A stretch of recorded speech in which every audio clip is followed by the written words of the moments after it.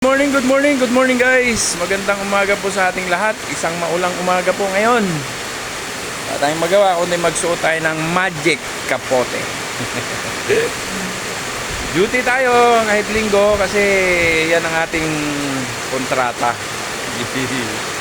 Tsaka mas maganda na yung may trabaho kaysa nakatambay.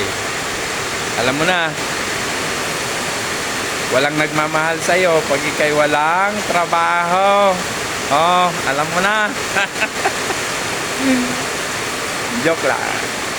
Dapat po tayo magtrabaho at kumilos dahil meron po tayong binubuhay. Siya ay ingat-ingat sa biyahe ha. At yung mga ang daan ngayon ay masyadong madulas. At ingat din guys mga landslide yan. Yung mga bahaing lugar ay siya. Dahan-dahan tayong lumikas.